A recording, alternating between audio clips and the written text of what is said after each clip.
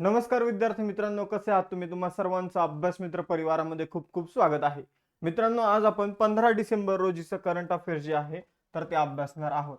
ही जर सिरीज तुम्हाला आवडत असेल तर चॅनलला सबस्क्राईब करून ठेवा, म्हणजे डेली तुम्हाला हे व्हिडिओ बघायला मिळतील.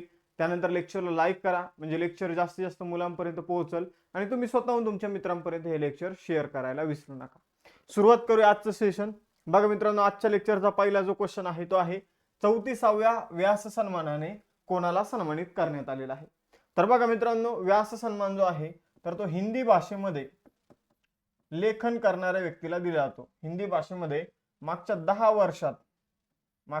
वर्षात जर एखादं चांगलं पुस्तक प्रकाशित झालं असेल तर त्याला व्यास सन्मान जो आहे तो दिला जातो. आपण जर बघितलं 34वा व्यास सन्मान जो आहे तो सूर्यबाला यांना देण्यात आलेला आहे. सूर्यबाला ज्या आहे त्या मूळच्या उत्तर प्रदेशच्या लेखिका आहेत. आपण जर बघितलं तर सूर्यबाला यांचं एक पुस्तक आहे, कौन देश के वासी कौन देश के वासी वेणु की डायरी. कौन देश के वासी वेणु की डायरी असं त्यांचं पुस्तक आहे. हा पुरस्कार के बिर्ला फाउंडेशन मार्फत दिला जातो. व्यास सन्मान तसेच आपण जर बघितलं तर सरस्वती सन्मान, तसेच जर बघितलं बिहारी सन्मान, हे जे आहे के बिर्ला फाउंडेशन मार्फत दिले जातात. ठीक आहे. 1991 मध्ये हा पुरस्कार सर्वप्रथम देण्यात आला होता. यानंतर आता पुरस्काराविषयी प्रश्न आहे, सगळे पुरस्कार बघून घेऊया. जसे की रॅमन मॅग्सेसे पुरस्कार 2024 हायायो मियाजाकी जपानचे आहे त्यांना मिळाला. 70व्या राष्ट्रीय चित्रपट पुरस्कार जे त्यामध्ये अट्टम हा सर्वोत्कृष्ट चित्रपट ठरला. मल्याळम चित्रपट आहे. सर्वोत्कृष्ट अभिनेता ऋषभ शेट्टी ठरला कांतारासाठी आणि सर्वोत्कृष्ट अभिनेत्र्या 2 आहे इथं अभिनेत्री, एक म्हणजे नित्या मेनन थिरुचित्रंबलम साठी आणि मानसी पारेख कच्छ एक्सप्रेस साठी. इंटरनॅशनल बुकर प्राइज जो आहे तो जेनी एरपेनबेक यांना मिळालेला आहे. एरपेनबेक असं आहे तिथं, पण एरपेनबेक असायला पाहिजे. तर जेनी एरपेनबेक यांना कायरोस या पुस्तकासाठी इंटरनॅशनल बुकर प्राइज जे आहे तर ते मिळालेलं आहे. एबेल पुरस्कार मिशेल टालाग्रँड यांना मिळाला. त्यानंतर फिजीचा सर्वोच्च सन्मान companion of the order of Fiji Droupadi Murmu यांना देण्यात आला. तिमोर लेस्ते या देशाचा सर्वोच्च सन्मान grand collar of the order of Timor Leste हा सुद्धा द्रौपदी मुर्मू यांना देण्यात आलेला आहे. त्यानंतर IIT खरगपूर द्वारा डॉक्टर ही पदवी कोणाला देण्यात आली तर सुंदर पिचाई जे गुगलचे CEO आहे. रशियाचा सर्वोच्च सन्मान order of the Saint Andrew the apostle Narendra Modi यांना देण्यात आला. ऑलिम्पिक ऑर्डर अभिनव बिंद्रा यांना मिळालेला आहे आंतरराष्ट्रीय ऑलिम्पिक समितीच्या मार्फत. फ्रान्सचा सर्वोच्च सन्मान जो आहे chevalier the legend the honour Roshni Nadar Malhotra आणि शशी थरूर या दोघांना देण्यात आलेला आहे. 2024चा नेल्सन मंडेला पुरस्कार निमहास नावाच्या संस्थेला आणि जागतिक अंतराळ पुरस्कार जो आहे तो चंद्रयान 3 मिशनला देण्यात आला. तसेच 33वा सरस्वती सन्मान जो आहे तो प्रभा वर्मा यांना मिळालेला आहे. महत्वाचे सगळे पुरस्कार आपण इथं कव्हर केलेले आहे. दुसरा क्वेश्चन आहे, डिसेंबर 2024 मध्ये जगातील सर्वात तरुण बुद्धिबळ चॅम्पियन कोण बनला आहे? तर बघा मित्रांनो, डिसेंबर 2024 मध्ये जगातील सर्वात तरुण बुद्धिबळ चॅम्पियन बनला आहे डी गुकेश. नाव लक्षात ठेवायचंय. फक्त 18 वर्षाचा हा खेळाडू आहे. आपण जर बघितलं तर 18व्या वर्षी तो जर बघितलं सर्वात तरुण बुद्धिबळ चॅम्पियनपटू ठरलेला आहे. आपण जर बघितलं तर त्याने कुणाचा पराभव केलेला आहे तर चीनच्या डिंग लेरेनचा त्याने पराभव केलेला आहे. आपण जर बघितलं डी गुकेशला 7.5 गुण मिळाले या स्पर्धेमध्ये, तर डिंगला 6.5 गुण मिळाले आणि डी गुकेशने इथं काय केलेलं आहे तर ही स्पर्धा जिंकलेली आहे. डी गुकेशने गॅरी कॉस्पोरोवचा पराक्रम जो आहे तो मोडलेला आहे. गॅरी कॉस्पोरोव जो आहे तो 22व्या वर्षी बुद्धिबळाचा चॅम्पियन झाला होता. त्याने आपण जर बघितलं त्याचा रेकॉर्ड जो आहे तो डी गुकेशने मोडला. आपण जर बघितलं खूप मोठा डिफरन्स आहे 22व्या वर्षी आणि 18व्या वर्षी आपल्याला इथं बघायला मिळते. यानंतर विश्वनाथन आनंद नंतर डी गुकेश जो आहे हा दुसरा विश्वविजेता ठरला आहे. यानंतर पुढे जाऊया. तिसरा क्वेश्चन, डिसेंबर 2024 मध्ये पहिली भारत नेपाळ पर्यटन परिषद कुठे आयोजित करण्यात आली? तर भारत आणि नेपाळमध्ये पहिली पर्यटन परिषद जी आहे तर ती काठमांडू नेपाळ या ठिकाणी आयोजित करण्यात आलेली आहे. तर first India Nepal tourism meet इथे तुम्ही बघू शकता या इमेज मध्ये सुद्धा. या लेक्चरची PDF तुम्हाला आपल्या ऍपवर मिळणार आहे, त्याचबरोबर टेलिग्राम चॅनलवर मिळणार आहे. ठीक आहे, जर तुम्हाला इथं बोर्डवर त्या इमेज मध्ये दिसत नसेल तर 10 डिसेंबर 2024 ला ही बैठक काठमांडू या ठिकाणी झाली. यावर पर्यटनाविषयक चर्चा जी आहे ती करण्यात आलेली आहे. यानंतर पुढे जाऊया. नेपाळची राजधानी काठमांडू, अध्यक्ष आहे रामचंद्र पौडेल, पंतप्रधान आहे KP शर्मा ओली, चलन आहे नेपाळी रुपया.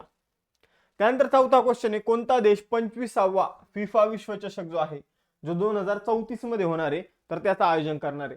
तर 2034 मध्ये होणाऱ्या 25व्या फिफा विश्वचषकाचं आयोजन करणार मित्रांनो सौदी अरेबिया. कोण करणार आहे? Saudi Arabia. बघा सौदी अरेबिया लक्षात ठेवायचं आहे. आपण जर बघितलं तर 22वा विश्वचषक कतारमध्ये झाला होता 2022 मध्ये.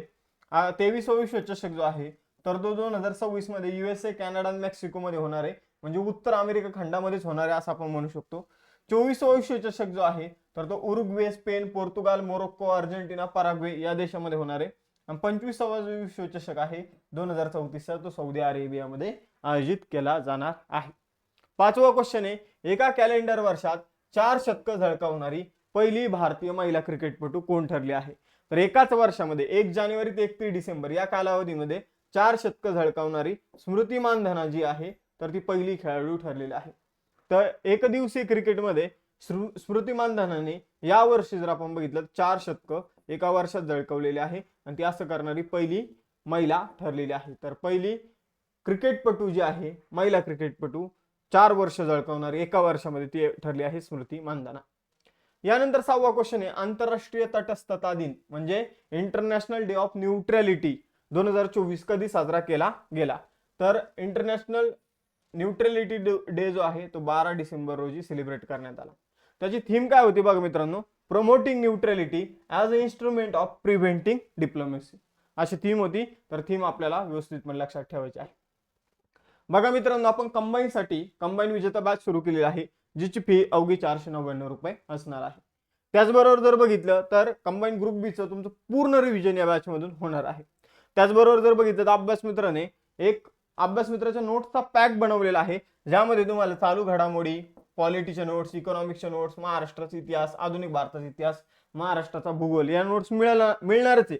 पण अजून आम्ही ज्या नोट्स बनवू त्या सुद्धा तुम्हाला या नोट्स पॅक मध्ये मिळतील. प्लस ज्या नोट्स अपडेट केल्या जाईल दुसरी आवृत्ती, तिसरी आवृत्ती, ती सुद्धा तुम्हाला या नोट्स पॅक मध्ये दिली जाईल अवघ्या 500 रुपयामध्ये. यशवंत बॅच आहे आपली 1499 ची. या बॅच मध्ये टेस्ट सिरीज इन्क्लूड आहे. तसेच आपण जर बघितलं यशवंत आणि विजेता बॅच मध्ये चालू घडामोडी, राज्यघटना, अर्थव्यवस्था आणि महाराष्ट्राचा इतिहास या नोट्स तुम्हाला मिळणार आहे. बाकी या 2 नोट्स ज्या आहेत ते आपले टीचर्सच्या नोट्स आहे, हर्षली मॅडम आणि मारुती सर, त्या नोट्स तुम्ही सेपरेट परचेस करू शकता. ठीक आहे, अशा बॅचेस आहे. त्याचबरोबर कंबाईन पूर्व परीक्षेसाठी टेस्ट सिरीज आहे, ती तुम्ही परचेस करू शकता. 10 पेपर असणार आहे. आता आम्ही 5 पेपर यामध्ये ऑलरेडी दिलेले आहेत. त्याचबरोबर फाउंडेशन बॅच आहे कंबाईन राज्यसेवेसाठी, त्या तुम्ही जॉईन करू शकता. त्यासाठी अभ्यास मित्र ॲप डाउनलोड करा. टेलिग्राम चॅनलवर या लेक्चरची PDF मिळेल, त्यासाठी टेलिग्राम चॅनल जॉईन करून ठेवा. आणि इंस्टाच्या पेजवर अभ्यास विषयक रील्स मिळतील, त्यासाठी इंस्टाचं चॅनल जॉईन करून ठेवा. त्यानंतर 7वा आणि महत्त्वाचा क्वेश्चन, टाइम मासिकाने 2024 साठी पर्सन ऑफ द इयर कोणाला घोषित केलं आहे? तर टाइम मासिकाने 2024 साठी पर्सन ऑफ इयर म्हणून डोनाल्ड ट्रम्प यांना घोषित केलं आहे. बघा मित्रांनो, आता 2024 मध्ये डोनाल्ड ट्रम्प जे आहे ते टाइम पर्सन ऑफ इयर बनले आहे. टाइम मासिकांनी त्यांना पर्सन ऑफ इयर म्हणून घोषित केले आहे. तर त्यांना यापूर्वी सुद्धा हा पुरस्कार मिळाला होता 2016 ला. 2023 मध्ये हा पुरस्कार जर आपण बघितलं तर ते टेलर स्विफ्ट जे आहे तर त्यांना 2023 मध्ये हा पुरस्कार मिळालेला आहे. आणि 1930 मध्ये हा पुरस्कार जो आहे तो कुणाला मिळालेला आहे? तर महात्मा गांधीजी यांना 1930 मध्ये हा पुरस्कार मिळालेला आहे. हा पुरस्कार 1927 मध्ये सुरू करण्यात आला होता. पहिले हा पुरस्कार पर्सन ऑफ द इयर असा नव्हता दिला जात, मॅन ऑफ द इयर आणि वुमन ऑफ द इयर असा दिला जात होता. कालांतराने हा पर्सन ऑफ द इयर म्हणून दिला जाऊ लागला. यानंतर पुढे जाऊया. बघा सगळी इन्फॉर्मेशन मी तुम्हाला सांगितलेली आहे.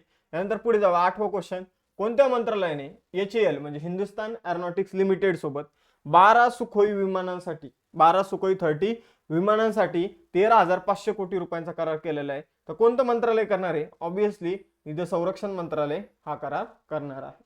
आपण जर बघितलं संरक्षण मंत्रालयाने हिंदुस्तान एरोनॉटिक्स लिमिटेड सोबत आपण जर बघितलं तर 13,500 कोटी रुपयांचा करार केलेला आहे, जिथं 12 सुखोई विमानं जे आहे तर ते तयार केली जाणार आहे.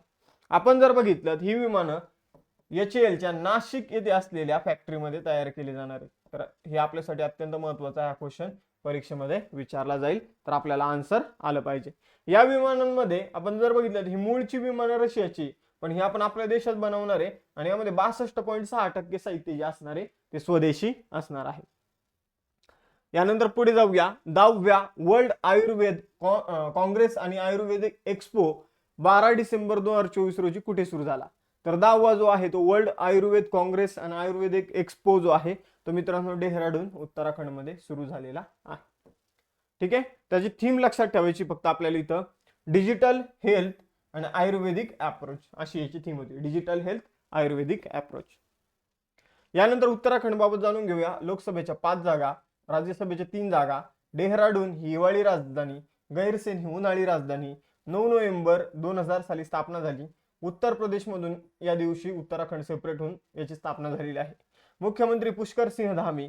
राज्यपाल आहे तिथले लेफ्टनंट जनरल गुरमीत सिंग. तिथले राष्ट्रीय उद्यान आहे जिम कॉर्बेट राष्ट्रीय उद्यान, नंदादेवी राष्ट्रीय उद्यान आणि राजाजी राष्ट्रीय उद्यान. यानंतर पुढे जाऊया. 10वा क्वेश्चन. राष्ट्रपती द्रौपदी मुर्मू यांनी कोणत्या नेपाळच्या लष्कर प्रमुखाला मानद जनरल हा दर्जा दिला आहे? तर राष्ट्रपती द्रौपदी मुर्मू यांनी अशोक राज सिगडेल यांना जनरल ही पदवी जी आहे ती दिली आहे. जनरल ही पदवी जी आहे तर ती नेपाळच्या लष्कर प्रमुखांना देण्यात आलेली आहे जनरल पदवी. तर नेपाळचे लष्कर प्रमुख कोणी? अशोक राज सिगडेल. तर यांना ही पदवी जी आहे ती आपण दिलेली आहे, आपल्या राष्ट्रपती द्रौपदी मुर्मू यांनी दिलेली आहे भारत आणि नेपाळचे संबंध सुधारण्यासाठी. त्यानंतर डिसेंबर 2024 मध्ये पहिली इंडिया मेरीटाईम हेरिटेज कॉन्फरन्स 2024 कुठे आयोजित केली जात आहे? तर बघा मित्रांनो, डिसेंबर 2024 मध्ये पहिली इंडिया मेरीटाईम हेरिटेज कॉन्फरन्स जी आहे 2024 ची ती नवी दिल्ली या ठिकाणी आयोजित केली जात आहे. कुठे आयोजित केली जाते? नवी दिल्ली या ठिकाणी. तर बघा आपण जर बघितलं यामध्ये कोण कोण उपस्थित होते, तर आपण जर बघितलं तर सर्बानंद सोनोवाल जे आहे ते उपस्थित होते. त्याचबरोबर जगदीप धनखड जे आहे, ठीक आहे, तर ते सुद्धा आपल्याला उपस्थित असताना इथं बघायला मिळत आहे. ठीक आहे, यानंतर पुढे जाऊया. बघा या परिषदेमध्ये हडप्पा काळात आपली जी काही आपण म्हणूया आपला भारताची जे काही जहाजबांधणी व्यवसाय होता किंवा जहाज व्यापार होता तो किती प्रगत होता हे सुद्धा या परिषदेमध्ये सांगण्यात आलेलं आहे. त्यानंतर 12वा क्वेश्चन आहे. महाकुंभ दरम्यान जो कुंभमेळा भरणार आहे तर त्या दरम्यान अभ्यंगतांना म्हणजे जे कुंभमेळ्यात सामील होणार आहे त्यांना मदत करण्यासाठी पंतप्रधान नरेंद्र मोदी यांनी कोणता चॅटबॉट सुरू केलेला आहे? तर त्यांना मदत करण्यासाठी कुंभ सहाय्यक नावाचा चॅटबॉट जो आहे तो सुरू करण्यात आलेला आहे. तो कुंभमेळा दरम्यान खूप गर्दी असते बरोबर, तर मग कुंभमेळा जो आहे तर तो आपण जर बघितलं जानेवारी फेब्रुवारी महिना 2025 मध्ये प्रयागराज उत्तर प्रदेश या ठिकाणी आयोजित केला जाणार आहे. आणि तिथं जे काही सहभागी होणार आहे भाविक तर त्यांच्यासाठी कुंभ सहाय्यक नावाचा ऍप बनवलेला आहे त्यांना मदत करण्यासाठी. ठीक आहे, तर हे लक्षात ठेवा. अशा प्रकारे आजचं लेक्चर आपलं इथं समाप्त होतं. 2 टेस्ट क्वेश्चन तुमच्यासाठी. डिसेंबर 2024 मध्ये जगातील सर्वात तरुण बुद्धिबळपटू कोण बनला आहे हे तुम्हाला सांगायचंय. आणि प्लस टाइम मासिकाने पर्सन ऑफ इयर म्हणून 2024 मध्ये कोणाची निवड केली आहे. तर अशा प्रकारे आपलं लेक्चर इथे समाप्त होऊन जातं. या लेक्चरची पीडीएफ तुम्हाला टेलिग्राम चॅनलवर बॅचेसची इन्फॉर्मेशन जी आहे तर बॅचेस तुम्ही कुठून परचेस करू शकता? अभ्यास मित्र ऍप्लिकेशनवरून आणि इंस्टाच्या पेजवरून तुम्ही अभ्यास विषयक रील्स वगैरे बघू शकता. मग थांबूया मित्रांनो आपण आता इथं भेटूया नेक्स्ट सेशनमध्ये. चलो बाय बाय एव्हरीवन, जय हिंद.